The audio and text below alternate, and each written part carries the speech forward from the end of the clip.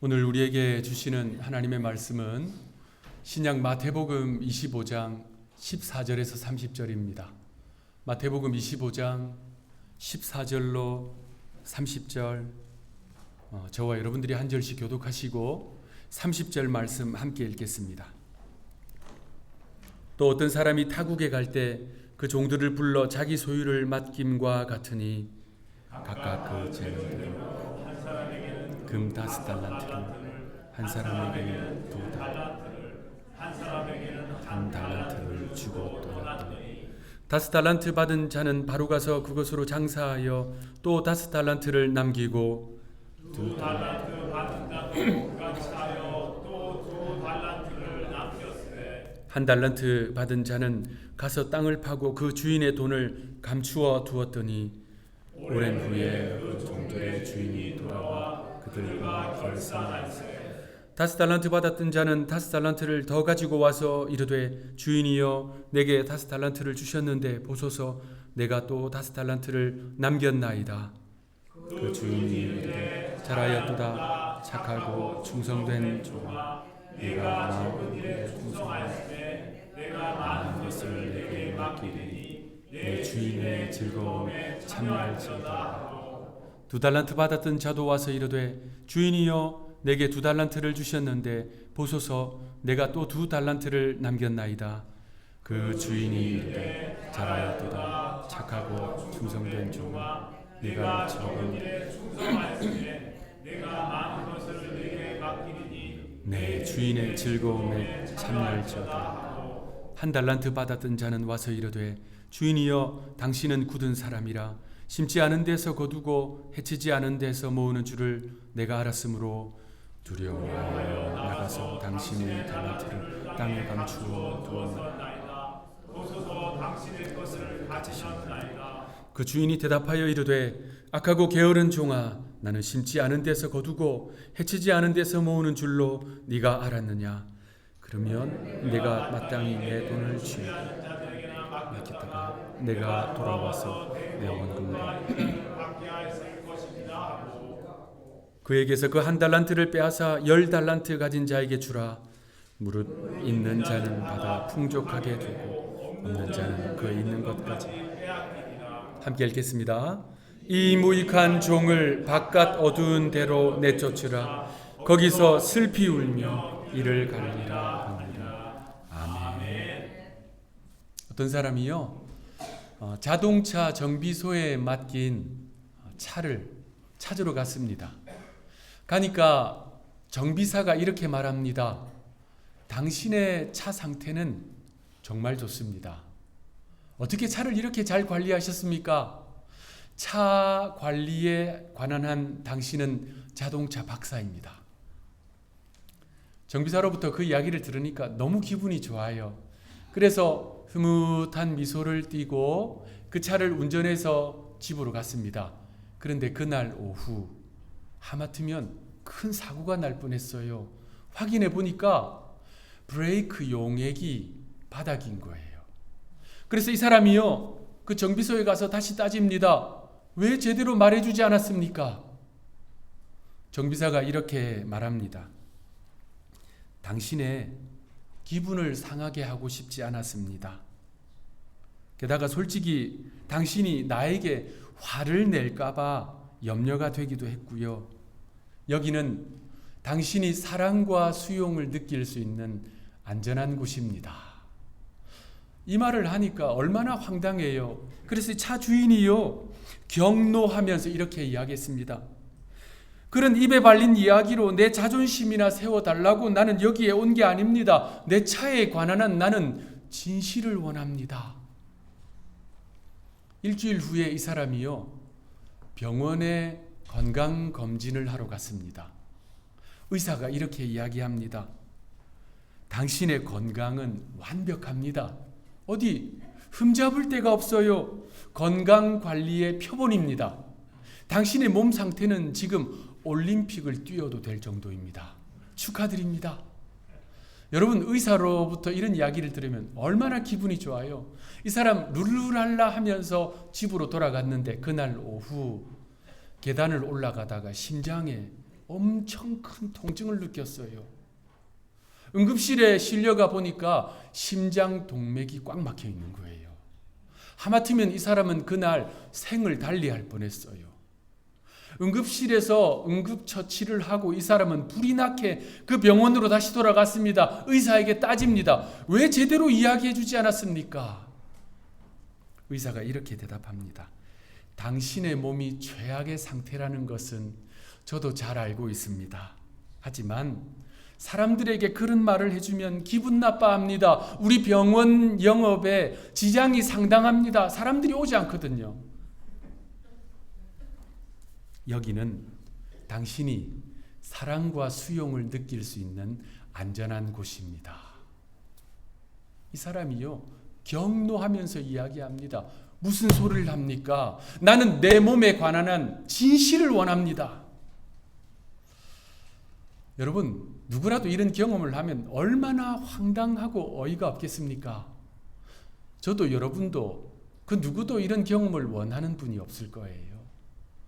여러분, 자신의 차 상태, 자신의 몸 상태 제대로 된 진단 받아야 됩니다. 그런데 그것 못지않게 중요한 우리의 영적 상태는 어떨까요? 아니, 제일 중요한 우리의 영적 상태 제대로 진단받아야 되지 않겠습니까? 우리 예수님은 영혼의 의사이세요. 죄라고 하는 불치의 병을 치료하시는 유일한 의사, 위대한 의사이십니다. 우리 예수님은요, 우리를 진단하세요. 말씀으로 우리의 영혼의 상태, 우리의 신앙생활, 우리의 살아가는 그 믿음의 삶을 면밀히 진단하십니다. 그래서 죄로 인해 죽어가는 한 영혼을 진단하실 뿐만 아니라 온 세상을 진단하세요. 여러분, 자동차 정비사가 간혹 오판하는 경우가 있습니다. 또 그러지 말아야 되겠지만, 그러지 않도록 최선을 다해 노력해야겠지만 의사도 사람인지라 오진하는 경우가 생기잖아요. 그런데 우리 예수님은 오판하지 않으세요. 오진하지 않으십니다. 예수님의 진단은 명확합니다. 이것이 바로 우리가 주님의 말씀에 귀를 기울여야 할 분명한 이유입니다. 그러므로 이 주일에 주님께서 말씀으로 우리 각자의 심령을 진단하시고 치료하시고 새 삶으로 인도하시는 그 주님께 마음의 문을 활짝 여는 저와 여러분들 되시기를 주님의 이름으로 축원합니다. 우리 성경에는 하나님께서 사람을 찾으시고 부르시고 사용하시는 장면이 참 많이 나와요. 하나님은 사람을 쓰십니다. 하나님이 사람의 조력이 꼭 필요하시기 때문에 그런 것은 아닙니다. 천지 만물의 주관자이신 하나님은요, 그 어떠한 존재의 조력이 없어도, 그 어떠한 사람의 도움이 없어도 하나님의 구원의 경륜을 완벽하게 이루실 수 있어요. 그런데도 하나님은 사람을 쓰십니다. 그 이유는 그것이 우리에게 복과 은혜가 되기 때문이에요. 하나님 앞에 쓰임 받는다는 것이 우리에게 복과 은혜가 되기 때문입니다. 자, 그래서 하나님이 사람을 부르시는데요, 어쩜 그렇게 사람들의 응답은, 반응은 늘 한결같을까요? 다른 시대, 다른 장소, 다른 사람을 부르셨는데도 불구하고 그들의 반응은 늘 똑같았습니다. 그들의 대답이요, 예 하나님, 저 준비되어 있습니다. 언제 저를 부르실지 저는 기다리고 있었습니다. 라고 하는 대답이 한 명도 없었어요. 단 한 명도 없었습니다. 모세를 보십시오. 하나님께서 불타는 떨기나무 가운데서 그를 부르셨잖아요. 그때 모세가 이렇게 말합니다. 저는 본래 말을 잘 못하는 자입니다. 저는 입이 뻣뻣하고 혀가 둔한 자입니다.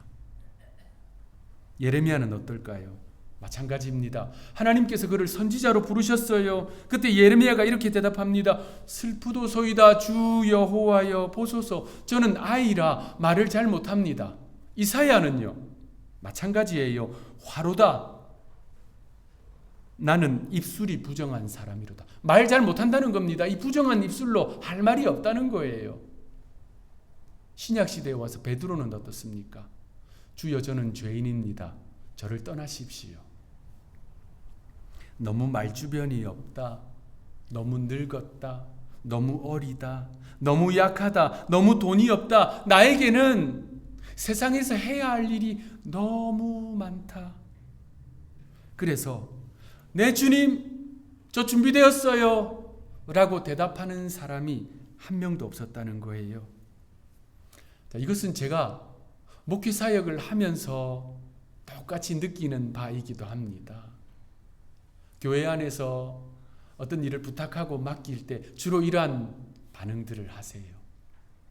우리 가운데 이렇게 대답하실 분도 있습니다. 목사님, 저는요, 나이가 너무 많습니다. 여러분, 우리 성경의 첫 언어 히브리어, 고대 히브리어에는요, 실제로 은퇴라고 하는 단어가 없습니다. 은퇴라고 하는 개념 자체가 없어요. 하나님 앞에서 믿음으로 살아가는 삶, 하나님이 맡기신 그 일, 사명으로 감당하는 삶, 이건요, 나이가 든다고 안 해도 되는 일이 아니기 때문입니다. 물론 교회의 직분에 있어서는 은퇴가 있을 수 있겠지요. 그러나 주님께서 부르시고 믿음으로 살게 하시고 맡겨주신 그 일, 그것은요, 우리가 이 땅에서 여행을 마치고 소풍을 마치고 하나님 앞에 설 때까지 신실하게 감당해야 하는 일이기 때문입니다. 그래서 성경의 인물이나 오늘 우리나 하나님의 주된 관심사는요, 우리의 준비 상태가 아닙니다. 사실 우리는 완벽하게 준비되는 때가 절대 오지 않아요. 그런 날은 없습니다. 우리 하나님께서 그거 모르실까요? 그래서 중요한 것은 내가 준비되었는가가 아니에요. 하나님께서 준비되셨다. 이게 중요한 겁니다. 다시 말씀드립니다. 내가 준비되었는가가 중요한 것이 아니에요. 하나님께서 준비되셨다. 그래서 부르신다. 이게 핵심이에요. 제가 언젠가 한번 말씀드렸는데요. 한국에서 청년 사역을 할 때 여름에 청년들을 인솔 해서 경기도 양평에 여름 수련회를 갔습니다. 2박 3일 일정이었는데요. 이틀 동안 뜨겁게 기도하고 집회 열심히 하고 마지막 날에 그 청년들을 싹 다 데리고 그 양평에 있는 유명산에 올라갔습니다. 유명산에 간 이유는 패러글라이딩을 하기 위해서. 그 유명산 정상에는요, 나무가 없이 평평한 쫙 펼쳐진 곳이 있어요. 그 끝은 절벽과 맞닿아 있습니다. 그곳에서 패러글라이딩을 하는데요, 우리 같은 일반 사람들은 다 초보기 때문에 혼자 탈 수가 없어요. 전문 파일럿들과 함께 타는 팬덤 비행을 합니다. 우리 탑승자가 앞에 타고 파일럿이 뒤에 타요. 자, 그렇게 탑승을 하는데 그날 파일럿이 저에게 물었습니다. 준비됐습니까? 준비될 리가 없죠. 조금 있다가 저기 절벽에서 뛰어내려야 되는데 준비될 리가 없지요. 그런데 그거 저만 들은 질문이 아니더라고요. 저와 함께 간 30여 명 청년들 다 그 질문을 들었어요. 파일럿들이 다 물어봅니다. 준비됐습니까? 30여 명 청년들 중에 준비된 사람 단 한 명도 없었습니다. 그런데 파일럿이 내달리더니 절벽에서 뛰어내렸어요. 어떻게 되었을까요? 그 패러글라이더가 공중에 붕 뜨더라고요. 그곳에서 내려다보는 이 양평 정말 장관이었습니다. 비행기 타고 가면서 보는 거랑 차원이 달랐어요. 자, 그런데 그 도중에 돌발 상황이 발생했어요. 기류가 이상한지 그 패러글라이더가 뱅글뱅글 돌더라고요. 저는 너무 놀랐습니다. 이러다 죽겠구나 생각했어요. 그런데 그 파일럿이 그 상황도 능숙하게 통제를 하더라고요. 저는 준비가 안 됐는데 그는 준비가 됐더라고요. 그래서 안전하게 착륙을 해서 오늘 제가 여기에 서 있습니다. 아멘까지 나오고 제가 그 공중에 떠 있는 상태에서 할 수 있는 건 없었습니다. 그저 그와 함께하는 것, 그를 신뢰하는 것, 그것 외에는 없었어요. 여러분, 하나님은요, 우리의 준비 상태, 우리의 재능 다 아십니다. 그래서 하나님은요, 준비되었는가 묻지조차 않으세요. 그냥 부르십니다. 그 이유는 우리의 준비 상태가 중요한 것이 아니라 그분이 준비되어 있는가, 그분이 준비되셨다라는 것이 핵심이기 때문입니다. 탁월한 파일럿이신 우리 예수님은 너는 이제 준비되었으니까 가라 이렇게 말씀 안 하세요. 함께 가자 말씀하십니다. 그래서 우리는요, 그 준비되신 하나님 신뢰하고 우리에게 맡기신 사명 붙들고 그분과 함께 믿음의 길을 걸어가면 되는 것입니다. 지금까지 우리에게 맡기신 사명과 앞으로 또 우리에게 맡기실 사명, 바로 이러한 믿음의 눈으로 바라보면서 감당하는 것이 참된 믿음의 삶이라는 거예요. 오늘 본문은 주님의 바로 그러한 가르침입니다. 오늘 이 본문은 달란트 비유라고 하는 제목으로 잘 알려져 있어요. 주님은 이 비유의 말씀을 이렇게 시작하십니다. 14절 말씀 우리 함께 읽겠습니다. 시작.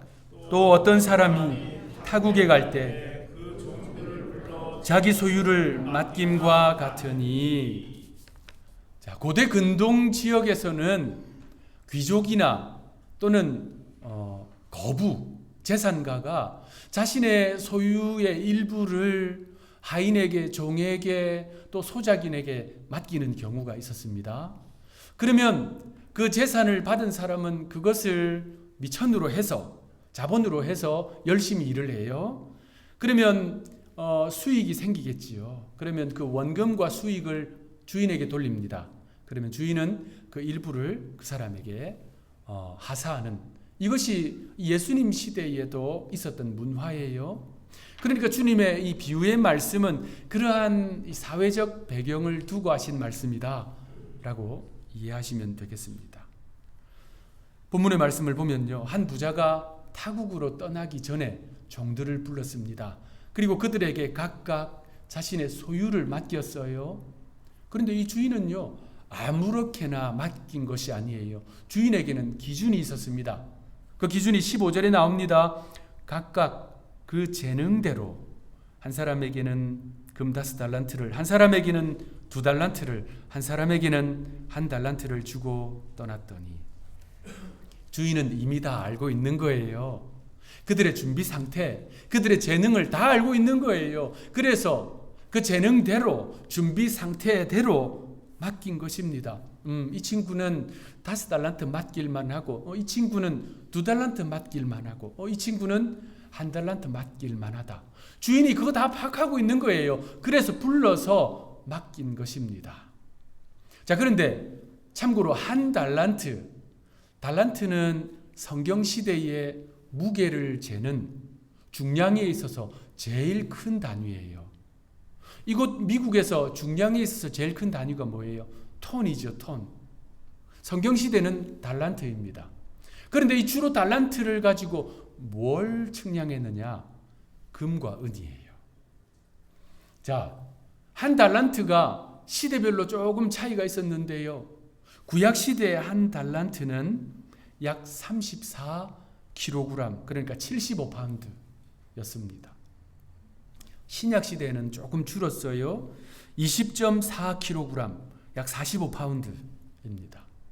금이에요, 금. 오늘 본문에도 금이라고 되어 있습니다. 금 1달란트는 그러면 얼마인가? 그 시대의 금 1달란트는 6,000데나리온이었어요. 1데나리온이 얼마인가? 당시 일꾼의 하루 품삯입니다. 그러니까 6,000데나리온을 벌려면 그 일꾼이 1년에 안식일, 절기들 빼고 300일 동안 쉬지 않고 일을 한 것이 20년을 해야 모을 수 있는 금액이에요. 어마어마한 금액입니다. 여러분 20년 동안 먹지도 않고 쓰지도 않고 입지도 않고 아무것도 하지 않고 모아야 되는 거예요. 그러니까 이게 가능한 일이 아니잖아요. 그래서 일반 사람들은 당시에 한 달란트? 이건 상상을 초월하는 막대한 금액이었습니다. 가질 수 없는 금액이었어요. 타국으로 떠나는 주인은 종들에게 각각 5달란트, 2달란트, 1달란트를 맡겼습니다. 말씀드린 대로 1달란트도 엄청난 금액이에요. 주인이 그를 참 신뢰하고 맡긴 것입니다. 주인이 떠난 이후 그들의 태도에는 차이가 있었습니다. 먼저 5달란트를 받은 종은 이렇게 합니다. 16절 말씀 우리 읽겠습니다. 시작. 5달란트 받은 자는 바로 가서 또 5달란트를 남기고 5달란트 받은 사람 그것으로 열심히 일을 해서 또 5달란트를 남겼어요. 대단합니다. 2달란트 받은 자도 마찬가지입니다. 17절 2달란트 받은 자도 그같이 하여 또 2달란트를 남겼으되 훌륭한 종들이에요. 열심히 일을 한 것입니다. 그런데 여기서 우리가 주목해야 할 표현이 있어요. 아주 중요한 단어입니다. 16절에 나오는데요. 5달란트 받은 자는 바로 가서, 이게 중요합니다. 바로 가서. 2달란트 받은 자도 마찬가지예요. 17절 그도 그같이 하여. 그러니까 이 두 종은 달란트를 받자마자 바로 일터로 간 거예요. 열심히 일을 한 겁니다. 주인의 의도가 분명하니, 주인의 부르심이 분명하니 고민할 필요가 없는 거예요. 그래서 그 받자마자 바로 맡기신 일 바로 가서 즉시 충성스럽게 감당했습니다. 그에 비해 1달란트 받은 자는 태도가 달랐어요. 어떻게 했는가? 오늘 본문 오늘 본문 21절 말씀 우리 함께 읽겠습니다. 21절 시작. 주인은 그 주인이 이르되 잘하였도다 착하고 충성된 종아. 예. 네. 21절 말씀은 그 두 종에게 칭찬한 말씀이에요. 24절 말씀 죄송합니다. 다시 읽겠습니다. 시작. 1달란트 받았던 자는 와서 이르되 주인이여 당신은 굳은 사람이라 심지 않은 데서 거두고 해치지 않은 데서 모으는 줄을 내가 알았으므로. 자, 이 사람은요 1달란트를 받아서 가서 생각을 한 거예요. 곰곰이 따지고 든 겁니다. 계산기 두드렸다는 거예요. 여러분 이것이 이들의 결정적인 차이입니다. 이들의 차이는 여기서부터 시작되었어요. 1달란트 받은 자 계산 많이 하고 생각 많이 했습니다. 장고 끝에 악수 둔다고. 이 1달란트 받은 자는요 최악의 악수를 둡니다. 그 받은 달란트 어떻게 합니까? 땅에 묻어버렸어요. 오랜 세월 후에 주인이 돌아왔습니다. 그리고 결산을 시작했습니다. 5달란트 받은 종, 2달란트 맡은 종, 그들은 자신의 결실을 가지고 주인에게 갔습니다. 주인은 그들에게 칭찬합니다.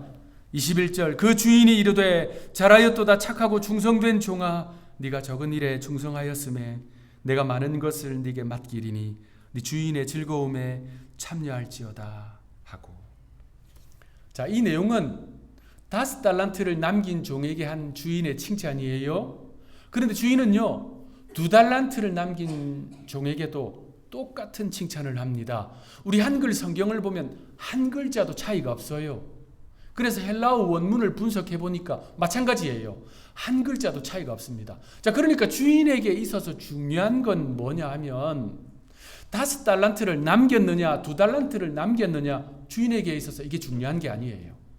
주인에게 있어서 중요한 것, 5달란트 재능이 있는 사람과 2달란트 재능이 있는 사람 차이가 날 수밖에 없어요. 그래서 주인은요 자신에게 맡겨진 사명을 성심을 다해 충성되게 신실하게 그들이 감당하고 있는가, 그게 중요한 거예요.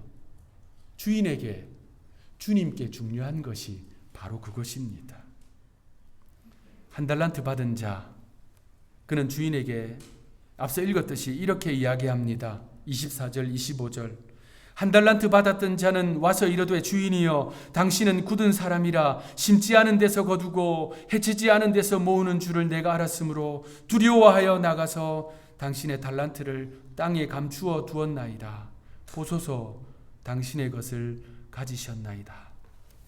이 사람은 지금요 치명적인 잘못을 몇 가지 범하고 있습니다. 첫 번째는 이 한 달란트 받았던 종은 자신의 주인을 완전히 잘못 평가하고 있어요. 그가 뭐라고 이야기합니까? 주인을 가리켜서 당신은 굳은 사람이라, 우리 성경에 굳은 사람이라 되어 있는데 헬라어 원래 뜻은 가혹한 사람이라는 뜻입니다. 이 한 달란트 받은 종은 주인을 향해서 당신은 가혹한 사람입니다 라고 평가하고 있어요. 여러분 생각해 보세요. 어떤 가혹한 사람이 금 한 달란트 6천 데나리온 20년이 아니죠. 먹고 쓰고 하니까 30년 40년 연봉을 한 번에 맡겼어요. 어떤 가혹한 사람이 그렇게 합니까? 이 주인은 좋은 마음으로 이 종에게 엄청난 기회를 준 것입니다. 그런데 여러분, 이 부유한 주인의 집에 종이 딱 3사람만 있었을까요? 그렇지 않았을 것입니다. 종이 얼마나 많았겠어요, 이 부유한 주인의 집에. 그런데 이 주인은요, 그들 중에 3사람을 부른 거예요. 선택해서 부르사 기회를 준 거예요. 일을 맡겨준 거예요. 복받을 기회, 은혜 받을 기회를 준 거잖아요. 그럼에도 불구하고 이 종은 주인을 가리켜서 가혹한 사람이라고 평가하고 말하고 있습니다. 여러분, 하나님께서 여러분에게 사명을 맡기시고 일을 맡기시는 이유는 은혜 받으라고, 복 주시려고 그렇게 하신 줄로 믿으시기 바랍니다. 이 사실 우리가 잊지 말아야 합니다. 이 종의 또 다른 잘못이 있어요. 그는 맡기신 달란트, 맡기신 사명을 사용하지 않고 땅에 묻어버렸다는 것입니다. 그는 마땅히 해야 할 일 하지 않고 자신의 책임을 회피했습니다. 자신의 게으름, 자신의 무책임함을 주인의 성격 탓으로 돌리고 있는 거예요. 그로 인해서 주인에게, 주인의 집에, 그 공동체에 손해를 끼치고 말았습니다. 주인은 그를 엄히 책망합니다. 그런데 주인의 책망은 그것으로 끝나지 않았습니다.